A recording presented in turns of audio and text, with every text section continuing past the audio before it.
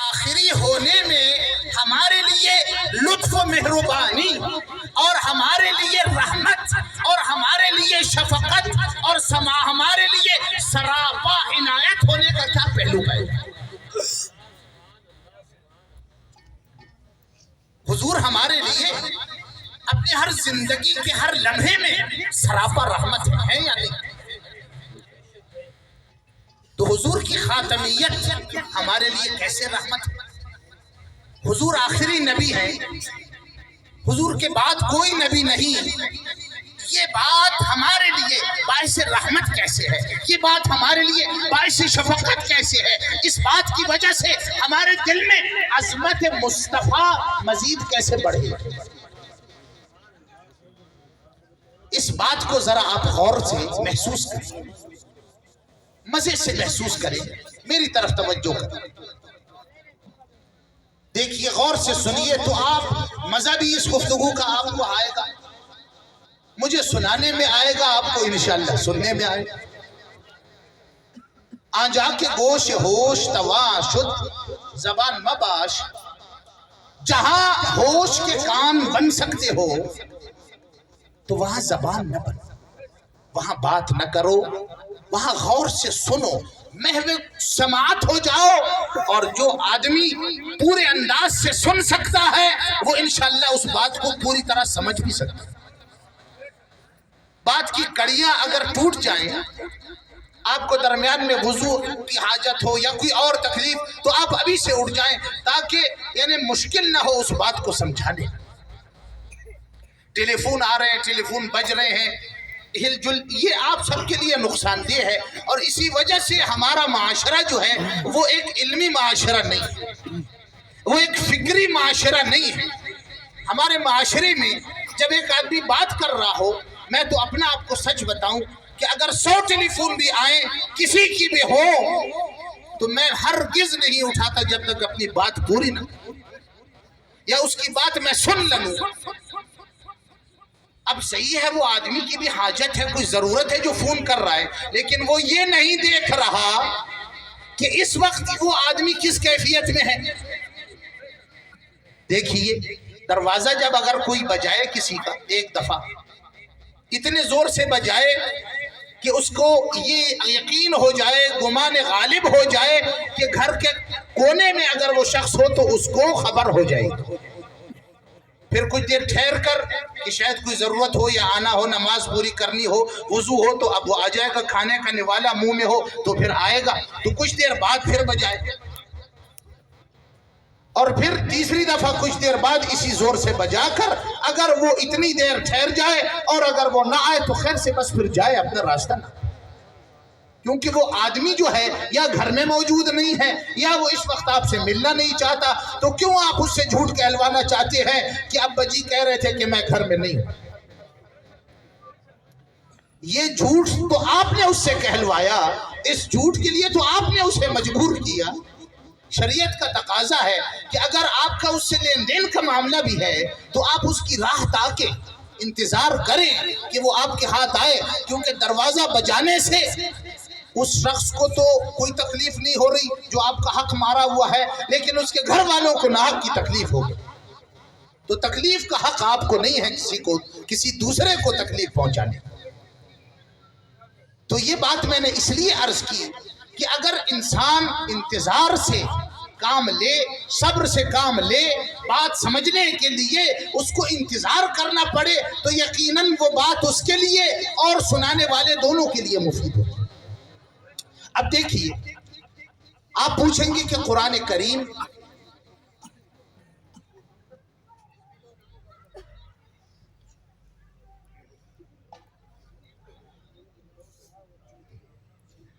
اب دیکھیے قرآن کریم، آپ پوچھئے کہ قرآن کریم نے حضور کی خاتمیت کا ذکر کہاں کیا؟ آپ سوال کر سکتے ہیں، تو ہم جواب دیں گے کہ سورہ احزاب کی 40ویں آیت کریمہ میں اللہ تعالیٰ نے فرمایا کہ ما کان محمد ابا احد من رجالکم ولکن رسول اللہ وخاتم النبیین۔ یہ ہے وہ آیت جس میں اللہ تعالیٰ نے قرآن کریم میں हुजूर की खातमियत का जिक्र किया। अच्छा, आप पूछेंगे कि कुरान करीम में किस अंदाज से किया गया है, किस लिए किया गया है, किस सियाक व सबाक में। आप लोगों को ये सवालात तो उर्दू में आते ही होंगे कि इस जुमले का मफहूम, इस शेर का मतलब, या ये जो पैराग्राफ है इसकी वजाहत सियाक व सबाक के हवाले से की। अगर इस आयत के सियाक व सबाक को जोड़ लें और ये आयत जिस अंदाज से गुफ्तगू कर रही है, तो यकीनन इस अकीदा खत्म नबूवत के अंदर पाए जाने वाले महकते हुए रहमतुल लिल आलमीनी के फूलों से आप महक उठेंगे। आपके कल्ब जिगर मुअत्तर हो जाएंगे। आपको अंदाजा ही नहीं होगा कि खुदा ताला कितनी बड़ी बात हुजूर की जिंदगी से जोड़ कर कह रहा है। कितनी अजीम बात हुजूर की जिंदगी के एक वाक़े से जोड़ी जा रही। हुआ इतना कि हुजूर के एक मुंह बोले बेटे थे। मुंह बोले, हजरत ज़ैद उनका नाम था।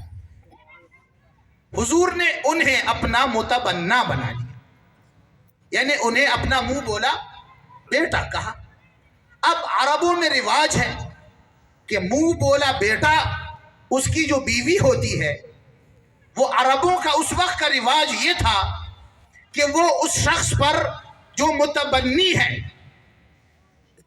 और इस आदमी को उसने अपना बेटा बनाया है, अब उस बाप पर, जो बज़ाहिर बाप है हकीकत में तो बाप नहीं है, उस पर ये औरत हराम है। अरब इसको ऐब समझते थे और इससे शादी उस बाप के लिए नाजायज समझते थे, मायूब समझते थे। हजरत ज़ैद की घरवाली हजरत ज़ैनब रज़ियल्लाहु अन्हा जब हजरत ज़ैद से तलाक पाती हैं और इद्दत पूरी हो जाती, आजकल इद्दत का मसला भी चल रहा है कि इद्दत में निकाह हो रहे हैं, इधर ये भी सीख ले। तो इद्दत में अफसोस है हमारी सियासत का तो ये हाल होगा। अब साहब नहीं पढ़ेंगे तो नमाज भी नहीं पढ़े, नहीं आती तो कुल हुवल्लाह भी नहीं आती, और छेड़खानी करेंगे तो ये भी देखेंगे साहब औरत इद्दत में थी या नहीं थी। फिर ये उलमा बैठे हैं, सबको किताबें आती हैं कि आप अंदाजा करें कि वो जो औरत की इद्दत के भी कितने अकसाम हैं। कौन सी औरत है, हामिला है या नहीं, गैर हामिला है, हमल होने के बाद जाया हुआ या नहीं, अंदाजा करें आप। हमल हुआ, जाया भी हो सकता है, जब जाया हुआ खत्म किस्सा। अच्छा, यानी उसमें तो 100 और बातें हैं और बस टिकर चल जाएगा टीवी पर कि इद्दत में निकाह हो गया। अब कौन है यहाँ नाप तोल करने वाला, कैलकुलेटर करने? ये अफसोस है हमारी इस सियासत, हमारी अक्लों पर। अगर आपकी बीवी के मुताल्लिक, अगर आपकी वालिदा के मुताल्लिक कोई ऐसी बात आपको अच्छी लगी, निहायत अफसोस है। इन तमाम बातों पर निहायत अफसोस है। दीन को इस्तेमाल करना, दीन को किसी के खिलाफ एक मसला ढूंढ लेना और बस फिर जनाब उसके खिलाफ लगे जाना। और इसको कुरान कर, इसको हदीस में तहस्सुस कहा है, वला तहस्ससू, यानी किसी के दीनी मामलात में भी गौर मत करो, किसी की अच्छाइयों पर नजर मत करो इसलिए कि उसकी अच्छाई में साहब कोई ऐब ढूंढो। दाढ़ी तो थी, पूरी नहीं थी साहब, मैंने नापी पूरी तरह 4 उंगली नहीं थी, एक इतनी थोड़ी सी फर्क था उसमें थोड़ा। अबे क्या मुसीबत आ गई। बुज़ बपाए खुद, गोस्फन बपाए खुद। बकरी अपने पाँव पे चलेगी और दुम्बा अपने पाँव पे चलेगा। हम हैं कि साहब ठोड़ियाँ नापेंगे, दाढ़ियाँ नापेंगे, निकाह के लिए कैलकुलेटर की इद्दत और औरत की इद्दत। मेरे ख्याल है कोई अच्छा समझदार मुफ्ती जब हाफिज साहब महबूब बैठे हैं, इन्होंने भी निकाह बांधते वक्त नहीं पूछा होगा कि अच्छा बताओ साहब ये फलां चीज़ हो रही है नहीं। ऐसी हमारे तो ये मसाइल। तो जब हजरत ज़ैनब रज़ियल्लाहु अन्हा की इद्दत पूरी हुई तो हुजूर करीम सल्लल्लाहु अलैहि वसल्लम ने आपसे निकाह फरमा लिया। अपने मुंह बोले बेटे ज़ैद की سابقہ اہلیہ حضرت زینب سے طلاق ہونے کے بعد، عدت پورے ہونے کے بعد نکاح فرما لیا. صاحب پہلے تو لوگوں میں ایک طوفان بدتمیزی برپا ہو گیا. وہ دیکھو صاحب اپنے منہ بولے بیٹے سے نکاح کر لیا، یہ کیا ہوا اور یہ کیا.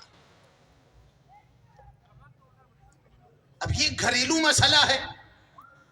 اب وہ لوگ جو اسلام کے مخالف ہیں، وہ لوگ جو مدینہ میں رہنے والے منافق ہیں، وہ تو اس بات کو اٹھائیں گے. انہوں نے اٹھایا، اچھالا اور اس وقت کے سوشل میڈیا پر ڈالا اور فیس بک پر بھی چلایا. ادھر ادھر کی بہت سی انہوں نے باتیں کی اور خوب گفتگو ہوئی، یہاں تک کہ خود خدا تعالی نے آیت کریمہ نازل کی. اللہ تعالی نے اس کا جواب دیا. اور کیسا جواب دیا؟ حضور کی زندگی کو ایک مختصر سے ٹکڑے میں بیان کیا اور جواب نہایت معقول انداز سے، نہایت سمجھداری سے. ما کان محمد ابا احد من رجالکم، محمد تو تم میں سے کسی مرد کے باپ نہیں. خدا کے بندو،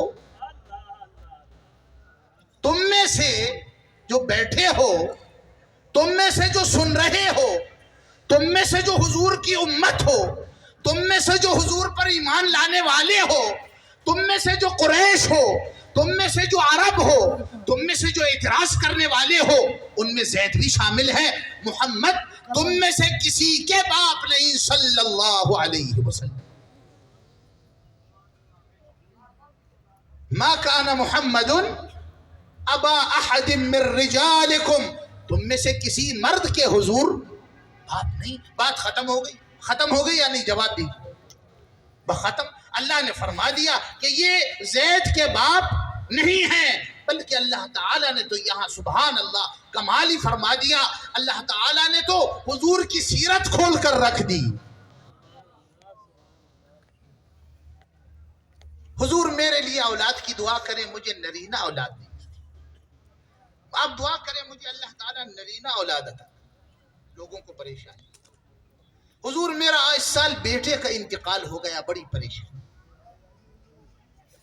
اب لوگ یہ سوال، دعائیں، یہ چیزیں، بیٹے کے نہ ہونے سے عورت کو بھی تانے ملتے ہیں کہ صاحب دیکھو 4 بچیاں پیدا ہو چکی ہیں، بچہ ایک پیدا نہیں ہوا، یہ کیسی منحوس خاتون ہمارے گھر آئی. یہ باتیں اور وہ.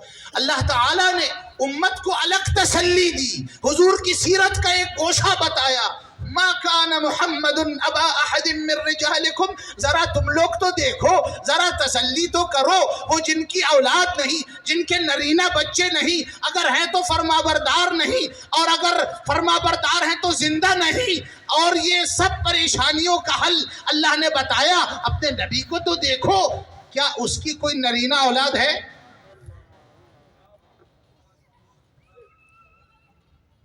جس کو میں نے رحمت للعالمین بنایا، جو میرا محبوب ہے، جس کو میں والضحیٰ کہتا ہوں، جس کے بالوں، جس کے چہرے کو میں والضحیٰ کہتا ہوں، اور جس کی زلفوں کو میں واللیل کہتا ہوں، جس سے میں بات کرتے ہوئے کہتا ہوں کہ تیری ہر آئندہ گھڑی بہتر ہوگی، اور جس سے میں کہتا ہوں کہ میں نے تجھے نہیں چھوڑا، میں کبھی تجھے نہیں چھوڑوں گا، تو میرا ہے میں تیرا ہوں.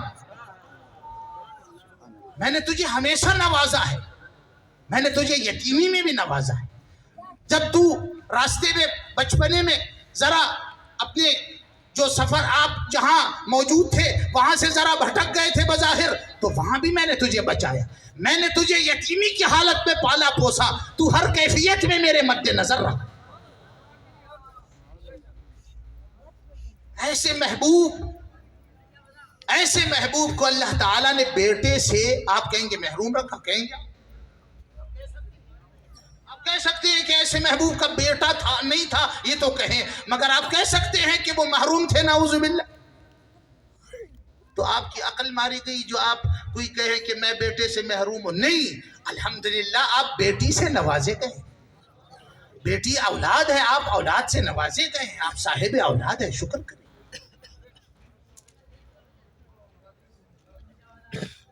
اور اسی بات کو ابراہیم ذوق کیا خوب کہتے ہیں کہ رہتا قلم سے نام قیامت تلک ہے ذوق.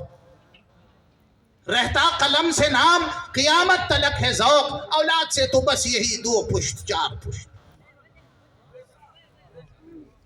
آپ کے بیٹے کو آپ کا دادا اس وقت یاد نہیں، نہ اس کی قبر اسے معلوم ہے، نہ اس کی قبر کا عطا پتہ معلوم ہے، بہت سے کو تو اس کا نام بھی نہیں۔ چوتھی پانچویں پشت میں لوگ بالکل اپنے باپ دادا کو بھول جاتے ہیں، یا نہیں ایسے؟ تو ایسی چیز پر فخر کیا کرنا، اس پر خوش کیا ہونا، اس پر اترانا کیا، اس کو باعث افتخار کیوں کر سمجھنا؟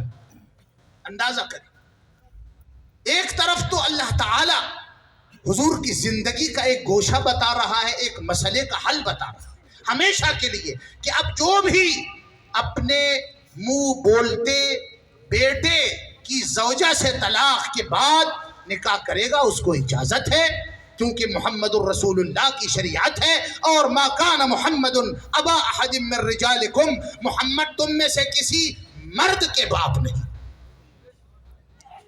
صلی اللہ علیہ وسلم۔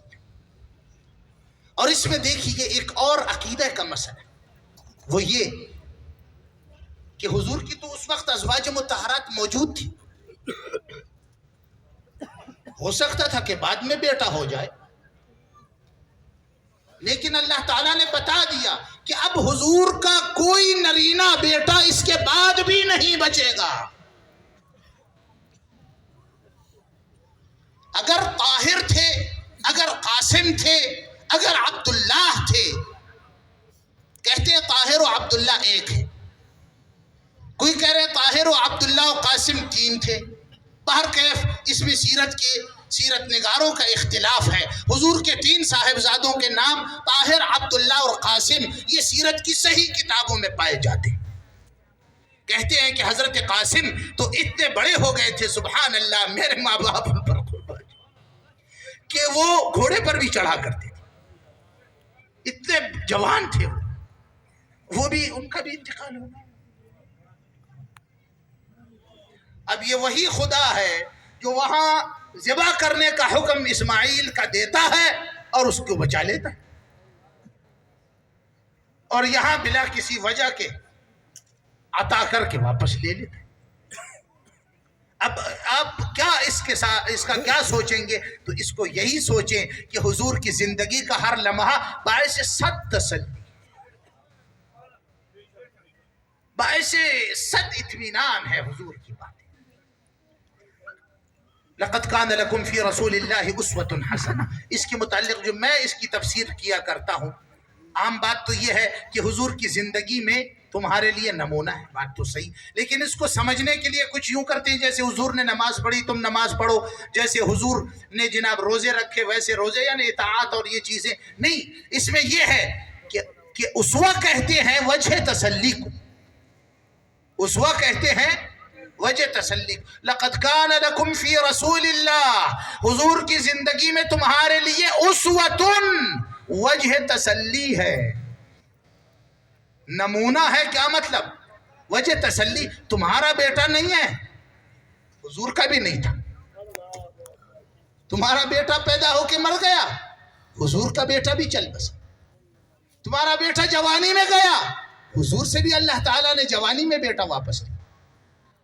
اب یہ سب باتیں نمونہ ہیں یا نہیں؟ مگر آپ غور کریں، جب آپ اس کو سنیں گے تو وجہ تسلی ہے یا نہیں، اندازہ کریں۔ رسول اللہ کا بیٹا نہیں، محبوب کبریا کا بیٹا نہیں، میرا بھی بیٹا نہ ہو تو اس میں کیا بات ہے؟ یعنی اندازہ کریں آپ اس کا، یعنی آدمی کو جس طرح ہونا چاہیے اللہ اس کو ویسا کر دیتا ہے۔ یہ بات سنا کے ایمان کو اتنا مضبوط اس کے کر دے، ہے یا نہیں؟ تو اس میں علم غیب کا بھی ایک، حضور کے علم غیب کی بھی ایک جھلک ہے کہ آیت کریمہ نے بتا دیا کہ کسی مرد کے باپ نہیں۔ یہاں میں اپنا ایک شعر آپ کو سناؤں۔ حضرت زینب رقیہ ام کلثوم بطول، حضرت زینب رقیہ ام کلثوم بطول، مصطفیٰ کی پیاری پیاری روشنی خوشبو تمام۔ یہ مصطفیٰ کی پیاری پیاری ہے، اور یہ پیاری پیاری روشنی بھی ہے، خوشبو بھی ہے، اور اس طرح کی اور خوبصورت چیزیں تمام اس کے اندر موجود ہیں۔ حضرت رقیہ اور ام کلثوم حضرت عثمان کے بیاہ میں آئیں، اور حضرت فاطمہ رضی اللہ تعالی عنہا حضرت علی کرم اللہ وجہہ کی 3 صاحبزادیوں کا انتقال بھی آپ کی حیات میں ہوا، اور حضرت فاطمہ کا انتقال 6 مہینے بعد۔ یہ سیرت کا ایک اہم گوشہ ہے، اس سے اخذ کریں، اس سے سیکھیں، اس کو محسوس کر کے سنیں، اور اس کو اپنے لیے باعث تسلی اور باعث افتخار بنائیں۔ اور یہ نبیوں میں حضور ہی نہیں بلکہ حضرت لوط علیہ السلام بھی ابو البنات کہلایا کرتے۔ حضرت لوط کا بھی کوئی بیٹا نہیں تھا، حضرت لوط بھی بیٹیوں والے تھے، تو بیٹیوں والوں کے لیے وجہ تسلی ہے، ان کو خوش ہو۔ اب یہاں تک تو بات آپ کو سمجھ آ گئی کہ ما کان محمد ابا احد من رجالکم، یہاں اللہ تعالیٰ نے بتا دیا، ایک مسئلے کا حل بتا دیا، حضور کی سیرت کے ایک گوشے پر روشنی ڈال کر امت کے لیے باعث تسلی بنا دیا، اور ایک علم غیب کا مسئلہ بھی بتا دیا۔ 3 چیزوں کی وضاحت ہو گئی۔ اب یہاں کسی انسان کے دل میں خیال آ سکتا ہے کہ اچھا اگر حضور ہمارے باپ نہیں ہیں، اگر حضور ہمارے باپ نہیں ہیں، اب دیکھیے آپ سے کوئی بات کرے اور جناب ذرا تھوڑا سا آپ پر ٹھونس جمائے یا اپنے آپ کو ذرا بڑا سمجھے، تو آپ اس سے اردو میں کیا محاورے میں کہیں گے کہ تم ہمارے باپ لگتے ہو؟ کہیں گے ہمارے باپ ہو، کیا کر رہے ہو، کیا اتنے اچھل کود کر رہے ہو کہ ہمارے باپ تو نہیں ہو تم، ہے یا نہیں؟ اور یہاں اللہ نے فرما دیا وہ تمہارے باپ نہیں، تو اب دل میں خیال ہوگا کسی کے کہ اور سے سن رہے ہیں یا نہیں؟ جو سن رہا ہے وہ محبت سے سبحان اللہ۔ دیکھیے جب آپ کسی سے آپ پر کوئی ذرا ایسے بڑائی کا اظہار کرے تو آپ اس سے کہتے ہیں کہ جی دیکھو میرا باپ تو نہیں لگتا، اس کا کیا خیال کروں، اس کا کیا عزت کروں، تو اللہ نے خود ہی کہہ دیا وہ تمہارے باپ نہیں ہے۔ تو اب آپ کے دل میں خیال آ سکتا ہے، کسی کے دل میں خیال آ سکتا ہے کہ اچھا جب وہ میرے باپ ہی نہیں ہیں تو وہ کیا باعث عزت و افتخار میرے لیے ہوں گے، وہ کیا میرے لیے وجہ تعظیم، میں ان کی کیوں تعظیم کروں جب وہ میرے باپ ہی نہیں ہیں؟ اللہ نے فرمایا ارے یہ نہ سوچ، ما کان محمد ابا احد من رجالکم، وہ تمہارے باپ نہیں، لیکن ولکن رسول اللہ، لیکن میرے رسول ہیں۔ نعرہ رسالت، نعرہ رسالت۔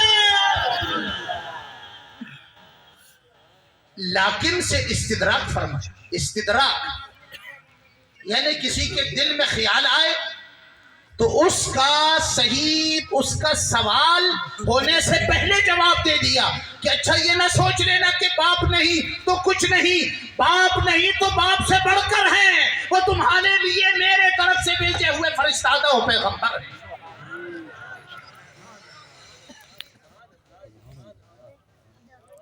اچھا گویا کوئی سوچے گا کہ اچھا میں تو نہ بن سکا حضور کا بیٹا، کوئی یہ بھی سوچ سکتا ہے نا کہ میں بن جاتا حضور کے اہل بیت میں سے، حضور کا بیٹا ہوتا تو کتنی شفقت فرماتی، اندازہ ہے حافظ جی؟ یعنی آدمی کسی کو چاہے گا تو کہے گا میرا باپ ہوتا تو ایسا ہوتا، کسی اچھے آدمی کو دیکھ کر آدمی یہی کہے گا یا نہیں؟ تاسی پا اردو سرخلاسی خون کبھی کا نہ کبھی، اب کسی عالم فاضل عابد زاہد متقی پرہیزگار کو دیکھ کر آدمی کہے گا اوہو یہ میرے باپ ہوتے تو کیا ہوتا، میں ان کی سلالت و نسل سے ہوتا تو سبحان اللہ۔ اور اللہ نے کہہ دیا کہ وہ تمہارے باپ نہیں ہے تو ذرا تھوڑی سی پریشانی ہوئی، وہاں اللہ نے فوراً جواب دیا کہ نہیں وہ تمہارے ظاہری باپ نہیں ہے مگر حقیقت میں تمہارے باپ کے بھی باپ ہیں. حقیقت میں تو وہ آدم کے بھی باپ ہیں. رسول اللہ ہیں. وہ جو نہ تھے تو کچھ نہ تھا، وہ جو نہ ہو تو کچھ نہ ہو. جان ہے وہ ایسے باپ نہیں ہے، وہ جان ہے. جان ہے وہ تمہاری نہیں جہان کی. جان ہے وہ جہان کی. جان ہے تو جہان ہے. جان ہے وہ جہان کی. جان ہے تو جہان ہے. سبحان اللہ. بڑے دل کو چین ملا کہ میرا باپ مجھے کتنا دیکھ سکتا ہے، میرا باپ مجھے کتنا پال سکتا ہے، میرا باپ میرا کتنا خیال کر سکتا ہے. لیکن سبحان اللہ اب تو رسول اللہ ہے، اب تو اللہ نے انہیں بھیجا ہے. اب تو سبحان اللہ اب تو میرا خیال وہ رکھیں گے ضرور، میرے باپ سے بھی بڑھ کر رکھیں گے. اور یہی تو ہوا. اسی زید کے ساتھ جب اس کے زید، یہ تو غلام تھے، جب اس کے باپ دادا چچا لینے آئے یمن سے کہ یہ ہمارا بیٹا ہے ہمیں واپس کر، حضور نے کہا اگر وہ کہہ دے کہ ہاں تم باپ ہو اس کے اور وہ مان جائے اور جانا چاہے تو میری طرف سے آزاد ہے، چلا جائے. مگر زید نے باپ سے کہا تم میرے باپ نہیں، یہ میرا باپ ہے. زید نے سن رکھا ہے کہ ما کان محمد ابا احد من رجالکم. زید وہ تمہارے باپ نہیں، مگر زید نے سن رکھا ہے کہ ولکن رسول اللہ، وہ میرے آبا کے بھی باپ ہیں، وہ میرے اجداد کے بھی باپ ہیں. وہ نہ ہوتے تو میرا باپ بھی نہ ہوتا. زید نے کہا، زید نے یہ ہے میرے باپ، یہ ہے میرے چچا. اور یہی بات سلمان فارسی نے بھی. زید کو تو حضور نے بیٹا بنا لیا تھا اور وہ بیٹا رہا آخر تک. جو بیٹا ہو پھر حضور اسے چھوڑیں گے نہیں. حضرت سلمان کو حضور نے اپنایا اور کہا سلمان منا اہل البیت، سلمان اب ہمارے اہل بیت میں سے. سلمان نے بھی اپنا گھر بار چھوڑ دیا، اپنا علاقہ چھوڑ دیا، اپنا وطن چھوڑ دیا، سب کچھ چھوڑ دیا. اب سلمان بھی ہمارا ہے، اب سلمان میرے گھر کا حصہ ہے. جو سب کچھ چھوڑ کے آئے گا حضور اس کو اتنا زیادہ ہی اپنائیں گے. جو زیادہ محبت سے آئے گا زیادہ شفقت سے جگہ پائے گا. اور یہ ہمارے طریقہ نقشبندیہ کو کمال حاصل کہ ہمارا طریقہ اہل بیت میں حضرت جعفر صادق تک پہنچ کر اہل بیت کی نسبت کا حامل ہوتے ہوئے حضرت سلمان کے پاس بھی جاتا ہے جو صحابہ میں اہل بیت تھے.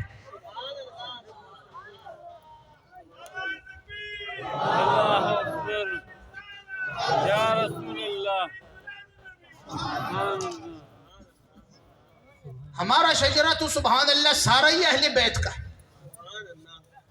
حضرت ابوبکر حضور کے سسر ہیں، اہل بیت ہیں. حضرت سلمان اہل بیت ہیں، حضور نے خود فرمایا. حضرت جعفر صادق اہل بیت ہیں، حضور کے پڑ پوتے ہیں. ہمارا تو سارا سلسلہ ہی اہل بیت کا ہے. اور یہی ہے کہ حضرت مجدد کے والد کا جب انتقال کا وقت ہے، حضرت مجدد کہتے ہیں کہ میں نے دیکھا کہ میرے والد کہتے تھے جب ان کا انتقال ہو رہا تھا غرق محبت اہل بیتم، میں تو اہل بیت کی محبت میں اس وقت غرق ہوا جاتا.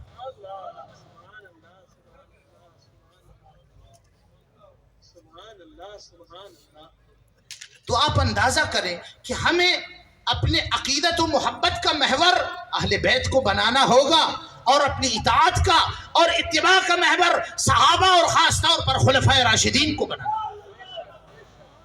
خلفائے راشدین کی اطاعت کے بغیر، خلفائے راشدین کی پیروی کے بغیر آپ کا دین نامکمل ہے، جس طرح آپ کا دین اہل بیت سے محبت کے بغیر نامکمل.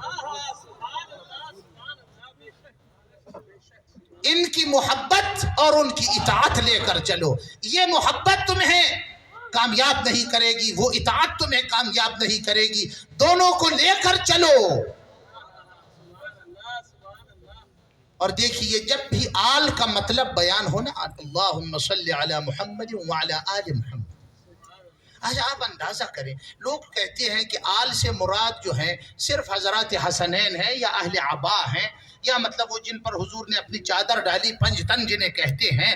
اگر صرف یہی ہو، آپ اندازہ کریں اسلام کے لیے ابو بکر کی حضرت خدیجہ کہاں گئی؟ حضرت ابو بکر، حضرت مجدد کہتے ہیں پہلے تم اس کو چھوڑو کہ اسلام علی پہلے لائے یا اسلام ابو بکر پہلے لائے، اسے دیکھو کہ خدیجہ پہلے لائی یا نہیں لائی۔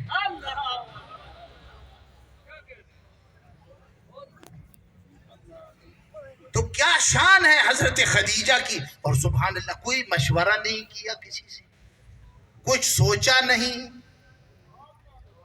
ایک نوجوان شوہر ہے اور وہ بڑا صادق ہے، بڑا امین ہے اور بڑا کام کا ہے، تاجر ہے، اور وہ اس کے باوجود اللہ والا بھی ہے۔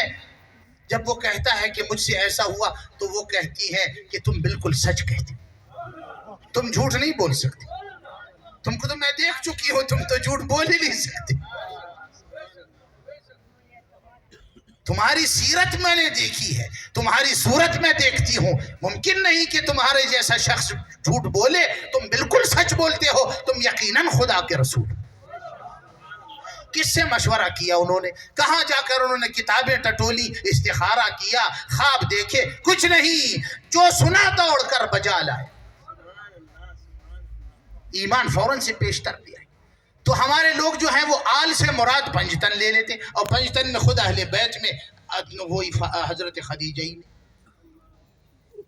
تو حق یہ ہے کہ آپ کو چاہیے کہ آل کا درود کے دوران جو علماء و مشائخ اہل سنت نے مطلب بیان کیا ہے کہ آل کا مطلب درود میں، آل کا مطلب درود میں اصحاب بھی ہیں، اہل بیت بھی ہیں، ازواج بھی ہیں، ذریت بھی ہے، اور اس امت کا ہر تقی و نقی و صالح بندہ بھی۔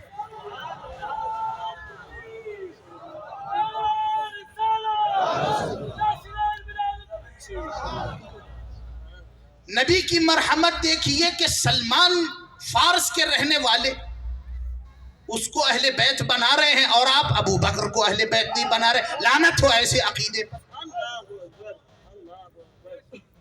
آپ ابو بکر کو باہر والا کہتے ہیں، بتائیے، اور علی کو آپ گھر والا کہتے ہیں۔ یہ ایک آدمی نے کہا کہ ابو بکر در والا، علی گھر والا۔ میں نے کہا سبحان اللہ، علی اگر داماد ہو کر گھر والا ہے تو ابو بکر سسر ہو کے گھر والا ہے،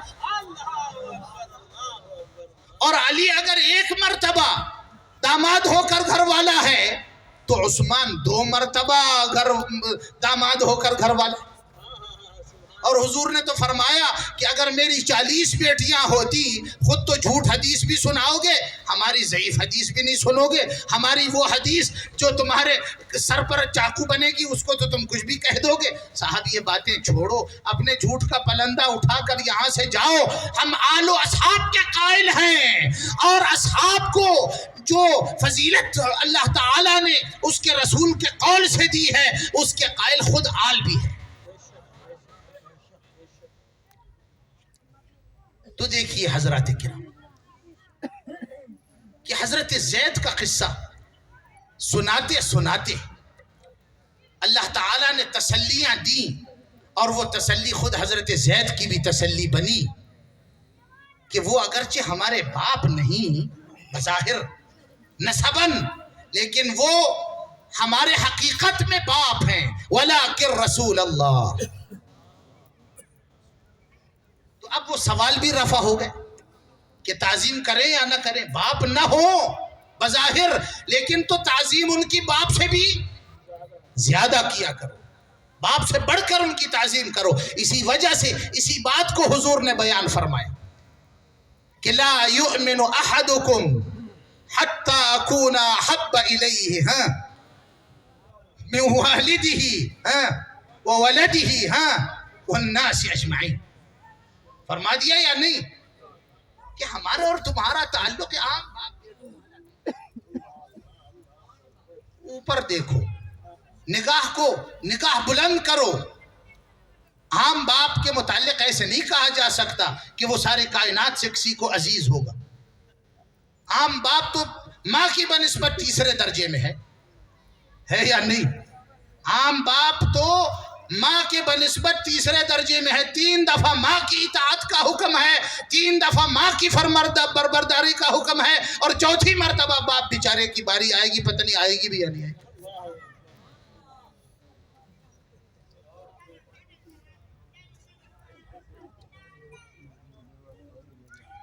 تو وہ حضرت محمود غزنوی کہتے ہیں کہ گئے تھے حضرت ابو الحسن خرقانی رحمہ اللہ سے ملنے. وہ ان کے پیر تھے، اپنے پیر سے ملنے گئے تو جو کہتے ہیں خرقان کے قریب کہیں پڑاؤ ڈالا اور حال بھیجا کہ میں جو ہوں محمود غزنوی ہوں، اور میں جو ہوں وہ بت شکن ہوں، بڑا سپہ سالار ہوں، اسلام کا سلطان ہوں. آپ میری رعایا ہیں، جتنے بڑے بھی شیخ ہیں میرے پیر ہوں گے. میں اتنے دور سے آیا ہوں، اب آپ مہربانی کر کے اپنے شہر سے نکل کر ذرا باہر آئے مجھ سے ملنے میرے لشکر.